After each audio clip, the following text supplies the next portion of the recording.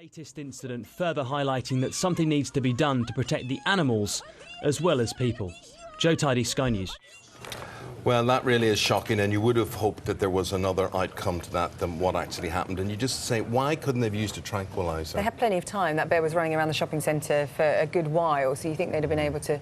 maybe there wasn't a local zoo to get somebody with a tranquiliser, but it does seem a bit harsh. Well, look, we're looking to your reaction on that one. In the meantime, while that film was running, Sarah Jane nipped to the canteen and I said, could you get us some breakfast?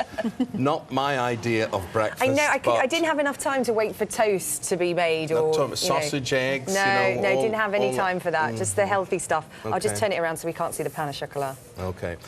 We're talking about how long you sit with your family when it comes to meals. And we've got the celebrity chef, Paul Rankin, with us in the studio. Because Good Paul, morning. Very good to see you, Paul. That's not a bad breakfast. A wee bit of fruit, a wee bit of carbohydrate. No bread with it. Well, you know. The croissant. Are you off the bread at the moment? Well, I like the bread you do, you know, all the soda I all like good Irish soda bread. All that, that's what we like. See, Paul is a chef, if you don't know who he is, and new research suggests that fewer of people sit down and share a family meal. 1 in 20 families, Paul, saying they don't do it at all. I know, isn't that disgraceful? It is disgraceful. But one of the things that's happening is that the family time is dwindling. Yeah. You know, we're down to about 25 minutes a day with our kids, and the best time for that is the evening meal. But parents are now spending about 40 minutes cooking the evening meal and 25 minutes with their kids. So they're actually spending more time cooking than they are having a bit of fun with it. Has that always been the case? I mean, I was talking to Mrs. Beltrao last night, who was out doing shopping and various things, and she said she's now in to make the tea. Yep. And I said, what are you going to make? And I'm thinking cheese and toast or sausage and mash or something like that. But you were talking about doing a Thai curry or something. Well, I didn't do a Thai one in the end, but I did an Indian one with lentils and prawns. And you're right, it took me about 40 minutes, and then the children ate it in about 20 or less. And then they want to get down from the table and go on and do other things. I think it is wonderful that you're getting in there and cooking, but I think we should either be getting the children in with the parents to cook, or let's just go for simple, great ingredients, cook the simple classics. I mean, the kids' favourites, the family classics, are cottage pie, curry, bangers and mash, the roast, that sort of stuff. And they don't take that long to cook. And they are good staples, and they are nutritious. But it will take you more than, 10 minutes to cook a cottage pie. I mean, it will. But what I've learnt working with people like Paul is preparation is everything, isn't it? Planning, preparation, all that.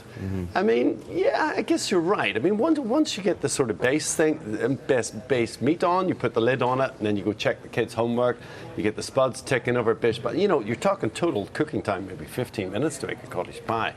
But, I mean, we really do have to think about, this nutrition versus nurture type of thing, because it's such a beautiful thing, time spent around the table. It's something in human beings' DNA. Are you saying spend less time preparing the stuff and more time conversing? Well, I'm saying perhaps it's definitely something we should be looking at, I mean, if it was up to me, I would buy something quality. I would cook it simple so that all the kids enjoy it, and I'd try and encourage either the kids to get in the kitchen, also to extend the time, or just absolutely make sure as a family that you're sitting down and having chat, finding out about their day, telling them that you love them, that everything's okay. I think it's quite easy, actually, with, a lot of people have these open-plan kitchens now where they sort of have space to have people in the kitchen while you're cooking and talking. But if your kitchen's quite small and everybody has to be in another room to eat, I mean, I always find that if I have people over for dinner, if the kitchen's separate to you don't actually spend any time with the people you're cooking for because you're so busy and they can't fit in the kitchen. Then when they come in the kitchen, you want them to get out because there's not enough space. The real skill is keeping children round a table, whether it's with the food or the conversation. Because the conversation goes, well, how was school?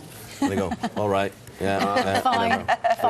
It's a bit like when Ruth asked me how was work. I go, aye, fine, yeah. But I think the quality of the food has to be quite good, because I do get a phone call off all of my children individually every single day, round about 5 o'clock if they're not home, saying, what's for dinner? And they want to know what I've cooked. They don't want something that I've just bought and quickly slammed in the oven. They want to know what I've actually created for them to eat. Instead of oven chips, like good quality potatoes, you know, like good quality sausages, good local British lamb. Yeah, you know, good quality beef. That's the ideal. That's the cook ideal. it simply, let it speak for yourself, spend a bit of time with your kids. Well, the sad thing from your research and the research you're talking about is 1 in 20 families say they don't eat main meals as a family at all. I know, they're not getting on very well. I know. Paul wants you to be like the Waltons, basically. That's what we want to do.